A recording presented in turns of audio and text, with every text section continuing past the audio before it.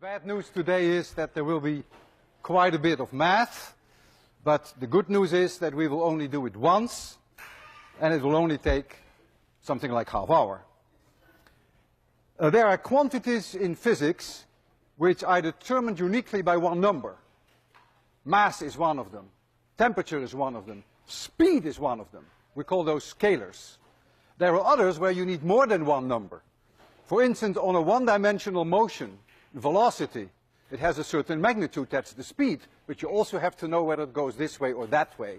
So there has to be a direction. Velocity is a vector, and acceleration is a vector. And today, we're going to learn how to work with these vectors. A vector has a length, and a vector has a direction, and that's why we actually represent it by an arrow. You all have seen this is a vector.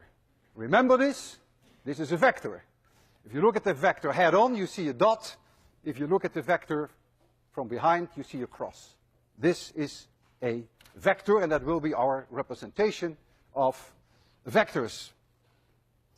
Imagine that I'm standing on a table in 26100. This is the table. And I am standing, say, at point O.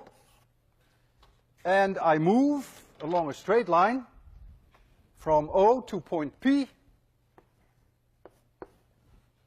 So I move like so.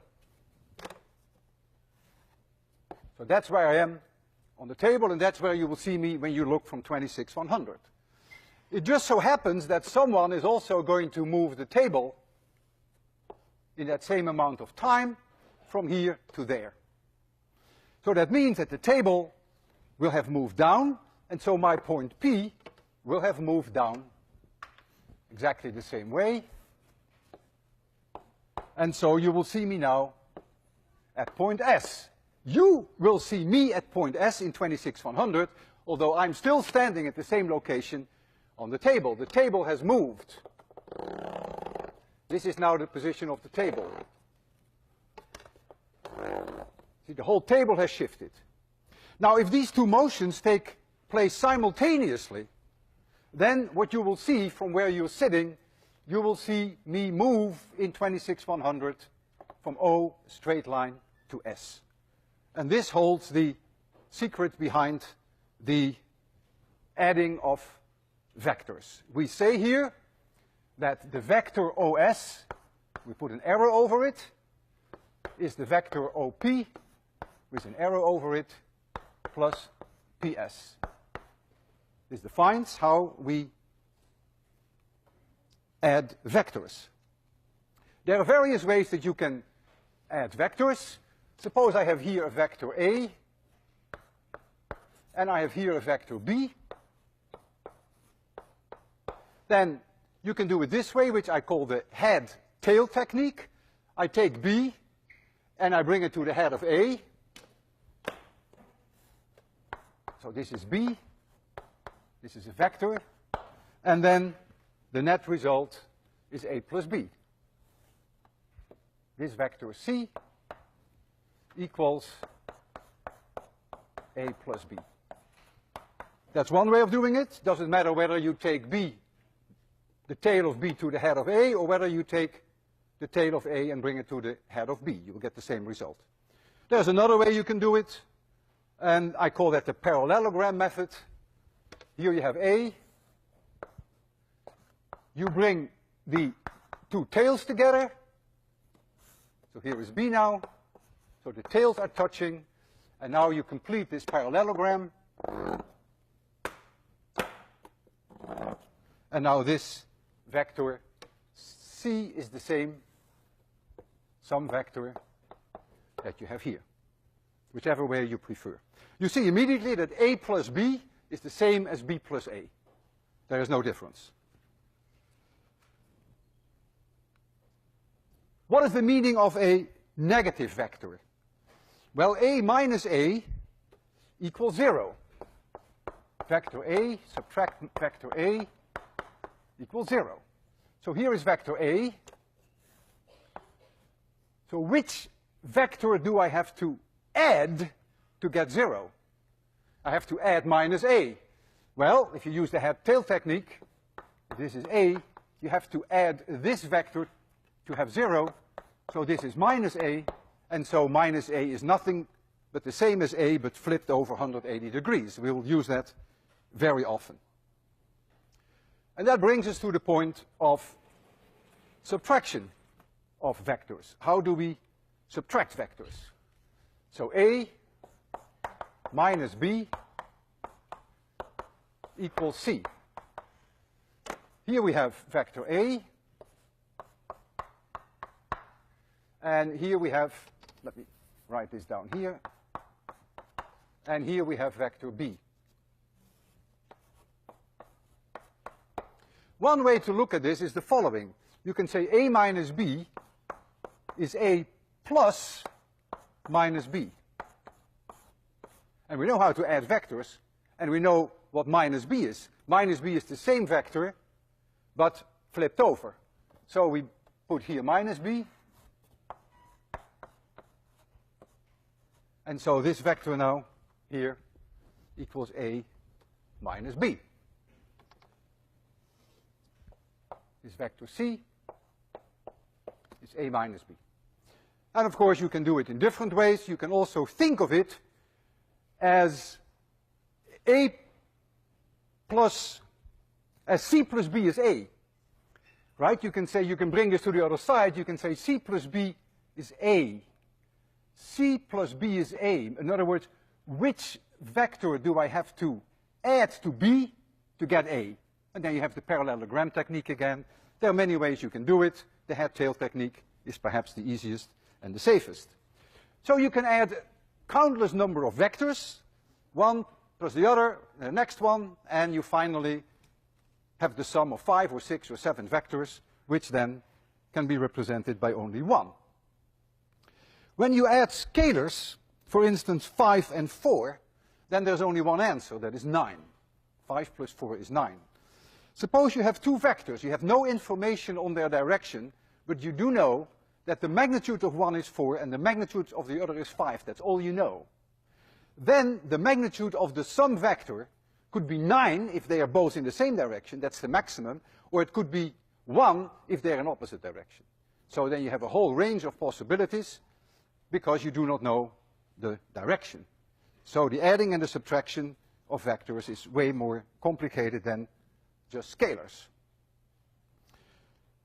As we have seen that the sum of vectors can be represented by one vector, equally can we take one vector and we can replace it by the sum of others, and we call that decomposition of a vector. And that's going to be very important in 801, and I want you to follow this therefore quite closely. I have a vector which is in three-dimensional space. This is my z-axis. This is my x-axis, y-axis, and z-axis. This is the origin O, and here is a point P, and I have a vector OP. That's the vector. And what I do now, I project this vector onto the three axes, x, y, and z. So there we go.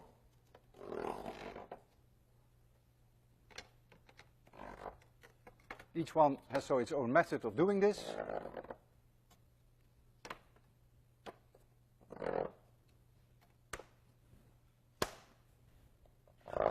There we are. I call this vector vector A.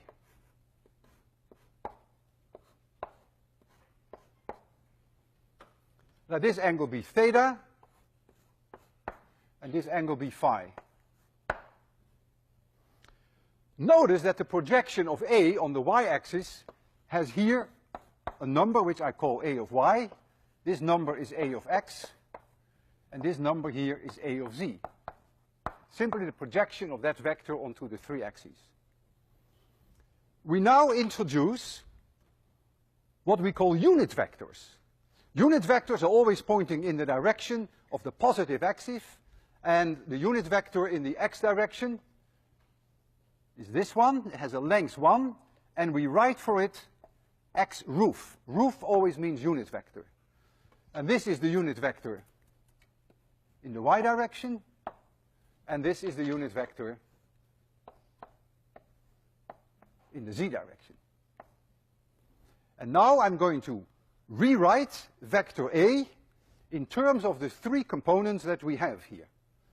So the vector A, I'm going to write as A of x times x roof plus A of y times y roof plus A of z times z roof.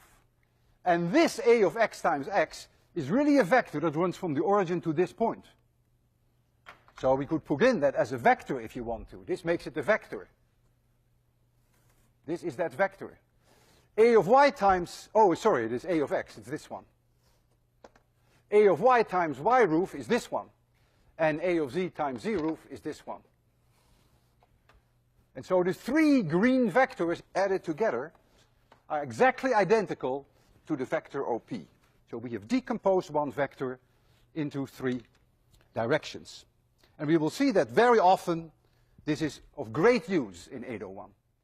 The magnitude of the vector is the square root of ax squared plus ay squared plus a of z squared. And so we can take a simple example. For instance, I take a vector A. So this is just an example to see this in action.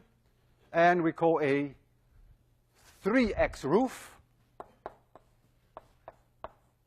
So A of x is 3 minus 5y roof plus 6z roof. So that means that it's 3 units in this direction. It is 5 units in this direction, in the minus y direction, and 6 in the plus z direction. That makes up a vector, and I call that vector A. What is the magnitude of that vector, which I always write down with vertical bars? If I put 2 bars on one side, that's always the magnitude. Or sometimes I simply leave the arrow off. But to be always on the safe side, I like this idea, that you know it's really the magnitude. It becomes a scalar when you do that. So that would be the square root of 3 squared is 9, 5 squared is 25, 6 squared is 36, so that's the square root of 70. And suppose I asked you, what is theta? It's uniquely determined, of course. This vector is uniquely determined in 3-dimensional space. So you should be able to find phi and theta. Well, the cosine of theta, see this angle here, 90 degrees, projection. So the cosine of theta is A of z divided by A itself. So the cosine of theta equals A of z divided by A itself, which in our case would be 6 divided by the square root of 70. And you can do phi. It's just simply a matter of manipulating some numbers. We now come to a much more difficult part of vectors, and that is multiplication of vectors.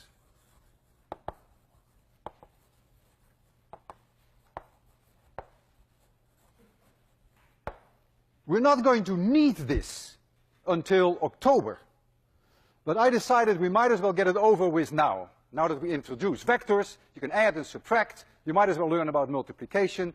It's sort of the job is done. It's like going to the dentist. It's a little painful, but it's good for you, and when it's behind you, the pain disappears. So I'm going to talk about multiplication of vectors, something that will not come back until October and later in the course. There are 2 ways that we multiply vectors, and one is called the dot product, often also called the scalar product. A dot B, a fat dot. And that's defined as it is a scalar, A of x times B of x, just a number, plus A of y times B of y, that's another number, plus A of z times b of z, that's another number. It is a scalar. Has no longer a direction. That is the dot product. So that's method number one. That's completely legitimate, and you can always use that. There is another way to find the dot product, depending upon what you're being given, how the problem is presented to you. If someone gives you the vector A, and you have the vector B, and you happen to know this angle between them, this angle theta, which has nothing to do with that angle theta, it's the angle between the two, then the dot product is also the following, and you may make an attempt to prove that. You project the vector B on A. This is that projection. The length of this vector is B cosine theta. And then the dot product is the magnitude of A times the magnitude of B times the cosine of the angle theta. The two are completely identical. Now you may ask me, you may say, gee, how do I know what theta is? How do I know I should take theta this angle, or maybe I should take theta this angle? I mean, what angle is A making with B? It makes no difference, because the cosine of this angle here is the same as the cosine of 360 degrees minus theta. So that makes no difference. Sometimes this is faster, depending upon how the problem is presented to you. Sometimes the other is faster. You can immediately see by looking at this, it's easier to see than looking here, that the dot product can be larger than 0, it can be equal to 0, and it can be smaller than 0. A and B are, by definition, always positive. They are the magnitude. But so it's determined by the cosine of theta. If the cosine of theta is larger than 0, well, then it's larger than 0. The cosine of theta can be 0. If the angle for theta is pi over 2, in other words, if the two vectors are perpendicular to each other, then the dot product is 0. And if this angle theta is between 90 degrees and 180 degrees, then the cosine is negative. We will see that at work, no pun implied, when we're going to deal with work in physics. You will see that we can do positive work and we can do negative work. And that has to do with this dot product. Work is a dot product. I could do an extremely simple example with you. The simplest that I can think of, perhaps it's almost an insult, it's not meant that way. Suppose we have A dot B, and A is the one that you already have on the blackboard there. Right here, that's A. But B is just 2y dot. 2y roof. That's all it is. Well, what is A dot B? A dot B, there's no x component of B. So that becomes 0. This term becomes 0. There is only a y component of B. So it is minus 5 times plus 2. So I get minus 10 because there is no z component. Simple as that. So it's minus 10. I can give you another example. Example 2.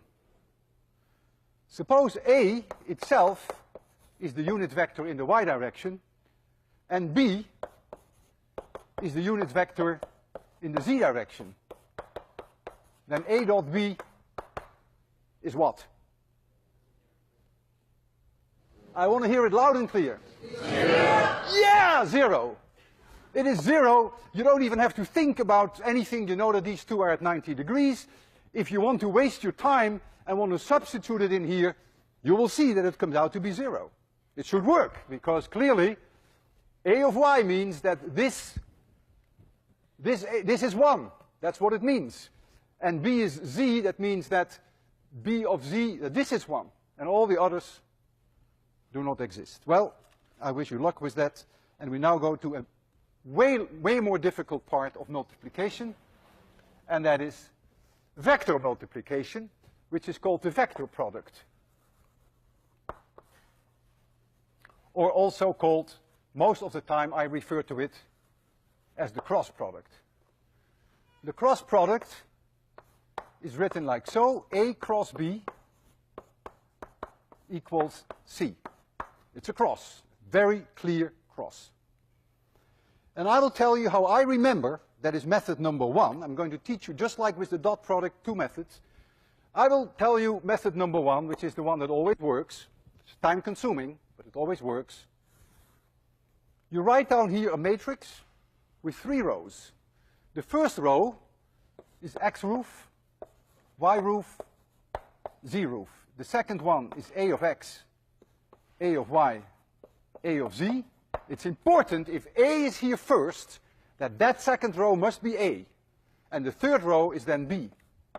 B of X, B of Y, B of Z. So these 6 are numbers, and these are the unit vectors. I repeat this here, verbatim. You'll see in a minute why I need that.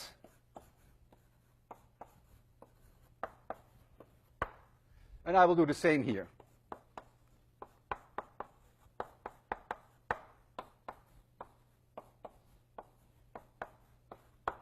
Okay, and now comes the recipe. You go from the upper left-hand corner to the one in this direction. You multiply them all 3, and that's a plus sign. So you get AY, so C, which is the cross A cross B, equals AY times BZ times the X roof. But I'm not going to put the X roof in yet, because I have to subtract this one, minus sign, which has AZBY. So it is minus AZBY, and that is in the direction X. The next one is this one, AZBX.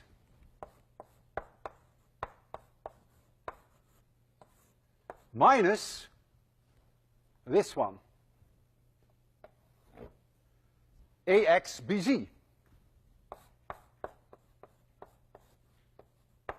In the direction Y. And last but not least, AXBY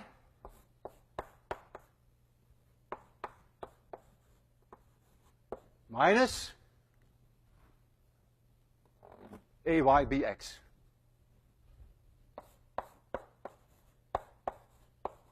In the direction of the unit vector Z. So this part here is what we call C of X. It's the X component of this vector. And this we can call C of Y, and this we can call C of Z. So you can also write that vector then that C equals C of X, X roof, plus C of Y, Y roof, plus C of Z, Z roof. It's the cross product of A and B. We will have lots of exercises, lots of chances you will have on assignment 2 to play with this a little bit. Now comes my method number 2. And method number 2 is, again, as we had with the dot product, is a geometrical method. Let me try to work on this board in between. If you know vector A, and you know vector B, and you know that the angle is theta, then the cross product, C, equals A cross B, is the magnitude of A times the magnitude of B times the sine of theta. Not the cosine of theta, as we had before with the dot product. It is the sine of theta. So you can already immediately see that this will be 0 if theta is either 0 degrees or 180 degrees, whereas the dot product was 0 when the angle between them was 90 degrees. This number can be larger than 0. If the sine theta is larger than 0, it can also be smaller than 0.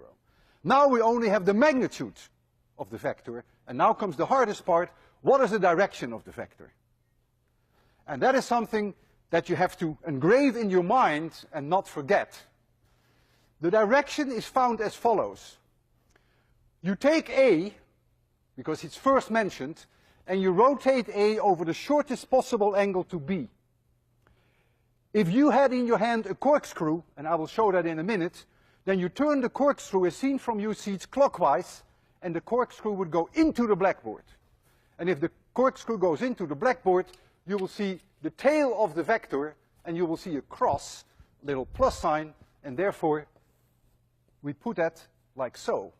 A cross product is always perpendicular to both A and B, but it leaves you with two choices. It can either come out of the blackboard or it can go in the blackboard. And I just told you which convention to use.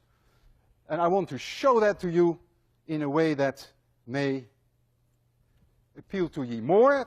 This is what I have used before on my television help sessions that I've given at MIT. I have an apple, not an apple, this is a tomato. Not a tomato, it's a potato. I have a potato here, and here is a corkscrew. There's a corkscrew. I'm going to turn the corkscrew as seen from your side clockwise. And you'll see that the corkscrew goes into the potato in. That's the direction then of the vector. If we had B cross A, then you take B in your hands and you roll it over the shortest angle to A. Now you have to rotate counterclockwise. And when you rotate counterclockwise, the corkscrew comes to you. There you go. And so the vector is now pointing in this direction. And if the vector is pointing towards you, then we would indicate that with a circle and a dot. In other words, for this vector, B cross A would have exactly the same magnitude, no difference, but it would be coming out of the blackboard. In other words, A cross B equals minus B cross A. Whereas A dot B is the same as B dot A. We will encounter cross products when we deal with torques and when we deal with angular momentum, which is not the easiest part of 801. Let's take an extremely simple example. Again, I don't mean to insult you with such a simple example, but you will get chances, more advanced chances on your assignment. Suppose I gave the vector A is x roof. It's a unit vector in the x direction. That means A of x is 1. And A of y is 0, and A of z is 0. And suppose B is y roof. That means B of y is 1. And B of x is 0, and B of z is 0. What now is the dot product, the cross product A cross B? Well,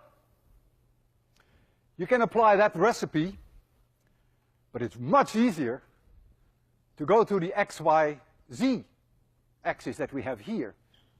A was in the x direction, the unit vector, and B in the y direction. I take A in my hand, I rotate over the smallest angle, which is 90 degrees to y, and my corkscrew will go up. So I know the whole thing already. I know that this cross product must be z roof. The magnitude must be 1, that's immediately clear, but I immediately have the direction by using the corkscrew rule. Now, if you are very smart, you may say, aha, you find plus z only because you have used this coordinate system. If this axis had been x and this one had been y, then the cross product on x and y would be in the minus z direction. Yeah, you're right. But if you ever do that, I will kill you. You will always have to work with what we call a right-handed coordinate system. And a right-handed coordinate system, by definition, is one whereby the cross product of x with y is z, and not y minus z. So whenever you get in the future involved with cross products and torques and angular momentum, always make yourself an x, y, z diagram for which x cross y is z. Never, ever make it such that x cross y is minus z. You're going to hang yourself. Because for one thing, that wouldn't work anymore. So be very, very careful. Must work, if you use the right-hand corkscrew rule, make sure you work with the right-handed coordinate system. All right. Now the worst part is over. And now I would like to write down for you. We pick up some of the fruits now, although it will penetrate slowly. I want to write down for you equations for a moving particle, a moving object in three-dimensional space. A very complicated motion, which I can hardly imagine what it's like. It is a point that's going to move around in space. And it is this point, P. This point P is going to move around in space, and I call this vector OP, I call that now vector R, and I give it a sub-index T, which indicates it's changing with time. I call this location A of Y, I'm going to call that Y of T. It's changing with time. I call this X of T, it's going to change with time, and I call this point Z of T, which is going to change with time, because point P is going to move. And so I'm going to write down the vector R in its most general form that I can do that. R, which changes with time, is now X of T, which is the same as A of X there before, times X roof, plus Y of T, Y roof, plus Z of T, Z roof. I have decomposed my vector R into three independent vectors. Each one of those change with time. What is the velocity of this particle? Well, the velocity is the first derivative of the position. So that is dr dt. So there we go. First the derivative of this one, which is dx dt x roof. I'm going to write for dx dt x dot, because I'm lazy, and I'm going to write for d2x dt squared x double dot. It's often done, but not in your book. But it's a notation that I will often use, because otherwise the equations look so clumsy. Plus y dot times y roof, plus z dot times z roof. So z dot is dz dt. What is the acceleration as a function of time? Well, the acceleration as a function of time equals dv dt. So that's the second derivative of x versus time, and so that becomes x double dot times x roof plus y double dot times y roof plus z double dot times z roof. And look what we have now accomplished. It looks like minor, but it's going to be big later on. We have a point P going in three-dimensional space. And here we have the entire behavior of the object as it moves its projection along the x-axis. This is the position, this is its velocity, and this is its acceleration. And here you see the entire behavior on the z-axis.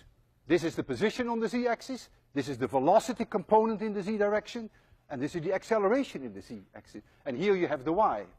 In other words, we have now a three-dimensional motion we have cut into three one-dimensional motions. This is a one-dimensional motion. This is a behavior only along the x-axis, and this is a behavior only along the y-axis, and this is a behavior only along the z-axis, and the three together make up the actual motion of that particle. So what have we gained now? This looks like a mathematical zoo. You would say, well, if this is what it's going to be like, it's going to be hell. Well, not quite. In fact, it's going to help you a great deal. First of all, if I throw up a tennis ball in class, like this, then the whole trajectory is in one plane, in the vertical plane.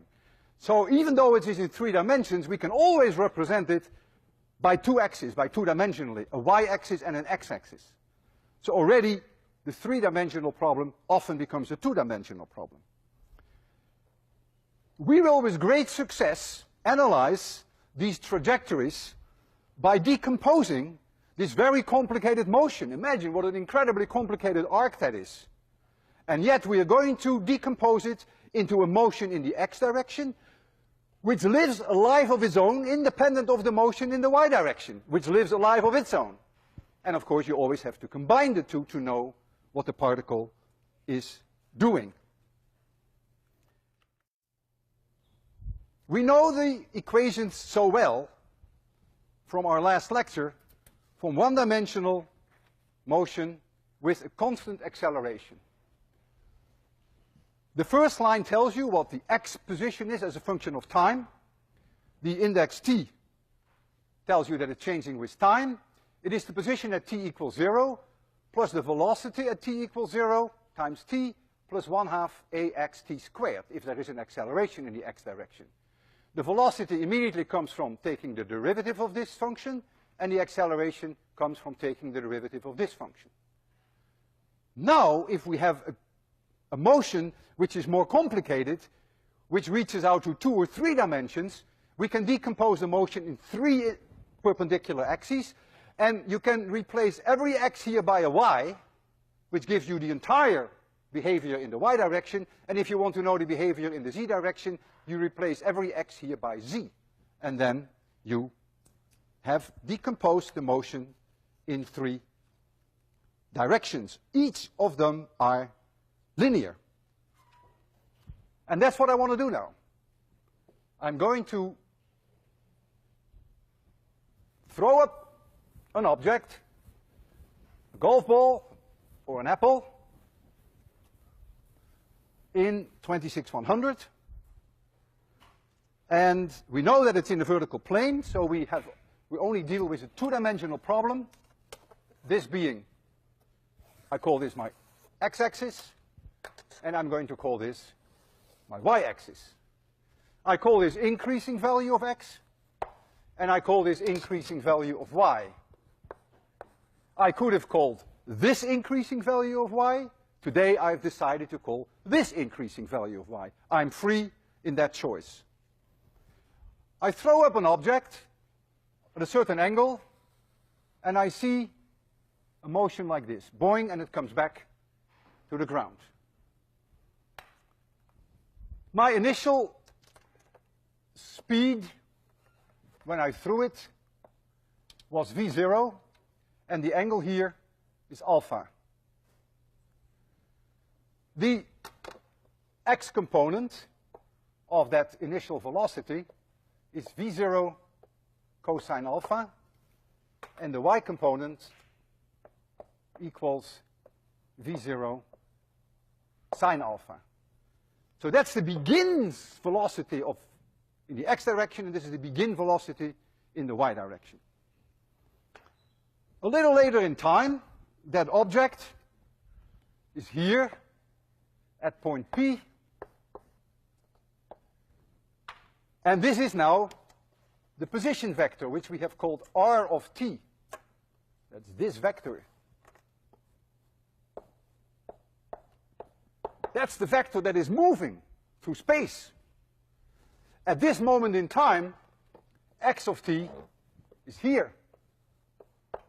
And at this moment in time, y of t is here. And now you're going to see, for the first time, a big gain by the way that we have divided the 2 axes, which live an independent life. First x. I want to know everything about x that there has to be known. I want to know where it is at any moment in time, velocity and the acceleration, only in x.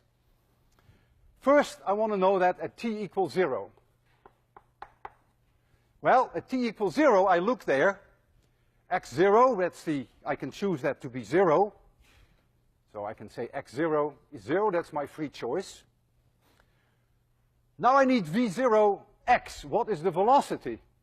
The velocity at t equals 0, which we have called v0x, is this velocity, v0 cosine alpha, and is not going to change. Why is it not going to change? Because there is no a of x. So this term here is 0. We only have this one. So at all moments in time, the velocity in the x direction is v0 cosine alpha. And the a of x equals 0. Now I want to do the same in the x direction for time t. Well, at time t, I look there at the first equation.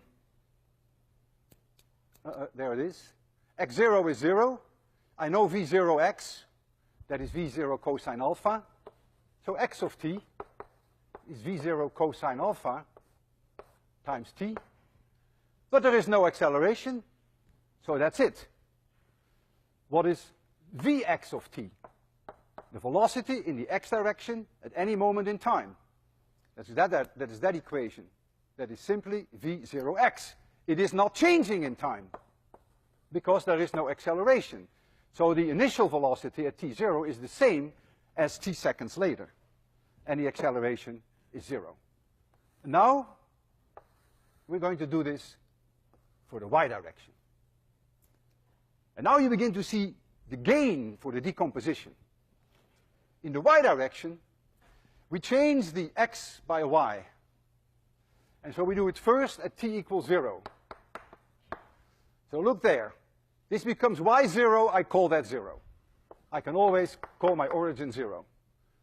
I get v0y times t. Well, v0y is this quantity, it's v0 sine alpha, v0 sine alpha. This is v0 sine alpha, that is the velocity at time 0, and this is 0. At time 0, this is 0 at time 0. What is the acceleration in the y direction at time 0? What is the acceleration? That has to do with gravity. There is no acceleration in the x direction, but you better believe it, there is one in the y direction. So only when we deal with the y equations does this acceleration come in, not at all when we deal with the x direction. Well, if we call the acceleration due to gravity g equals plus 9.80, and I always call it g, what would be the acceleration in the y direction, given the fact that I call this increasing value of y? Minus 9.8, which I will also say always call minus g, because my g is always positive. So it is minus g. So that tells the story at t equals 0 in the y direction, and now we have to complete it at time t equals t. At time t equals t, we have the first line there, y0 is 0, so we have y as a function of time, y0 is 0, so we don't have to work with that. Where is my, so this is 0, so I get v0y times t, so I get v0 sine alpha times t, plus 1/2, but it is minus 1/2 gt squared, and now I get the velocity in the y direction at time t, that is my second line, that is going to be v0 sine alpha minus gt, and the acceleration in the y direction at any moment in time equals minus g. And now I have done all I can to completely decompose this complicated motion into two entirely independent one-dimensional motions.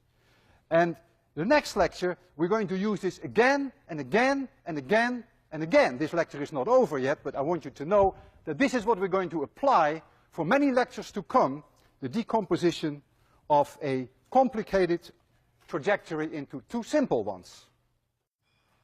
Now when you look at this, there is something quite remarkable. And the remarkable thing is that the velocity in the x direction throughout this whole trajectory, if there is no air drag, if there is no friction, is not changing. It's only the velocity in the y direction that is changing. It means if I throw up this golf ball, I throw it up like this, and it has a certain component in x direction, a certain velocity. If I move myself with exactly that same velocity, with exactly the same horizontal velocity, I could catch the ball here. It would have to come back exactly in my hands. That is because there is only an acceleration in the y direction, but the motion in the y direction is completely independent of the x direction. The x direction doesn't even know what's going on in the y direction. In the x direction, if I throw an object like this, the x direction simply, very boringly, moves with a constant velocity. There is no time dependence. And the y direction on its own does its own thing. It goes up, comes to a halt, and it stops. And of course, the actual motion is the sum, the superposition of the two. We have tried to find a way to demonstrate this quite bizarre behavior, which is not so intuitive, that the x direction really lives a life of its own. And the way we want to do that is as follows. We have here a golf ball, a gun. We can shoot up the golf ball. And we do that in such a way that the golf ball, if we do it correctly, exactly comes back here. That's not easy. That takes hours and hours of adjustment. The golf ball goes up and comes back here. Not here, not here, not there. That's easy. You can shoot it up a little at an angle and the golf ball will come back here. Once we have achieved that the golf ball will come back there, then I'm going to give this car a push. And the moment that it passes through this switch, the golf ball will fire. So the golf ball will go straight up, as seen from the car. But it has a horizontal velocity, which is exactly the same horizontal velocity as the car. So the car, I like my hands. As the golf ball goes like this, the car stays always exactly under the golf ball. Always exactly under the golf ball. And if all works well, the ball ends up exactly on the car again. Let me first show you, otherwise if that doesn't work, of course it's all over, that if we shoot the ball straight up, that it comes back here. If it doesn't do that, I don't even have to try this more complicated experiment. So here's the golf ball. I'm going to fire the gun now. Close. Close. Reasonably close. Well, since it's only reasonably close, perhaps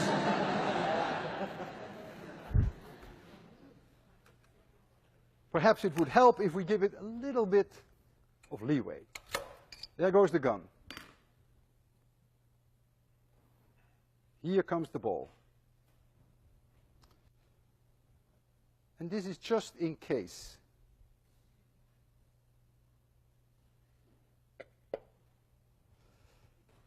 Tape it down. So as I'm going to push this now, give it a push, the gun will be triggered when the middle of the car is here. You've seen how high that ball goes, so that ball will go. And depending upon how hard I push it, they may meet here or they may meet there. You ready for this? You ready? Yes. I'm ready. Physics works. See you Wednesday.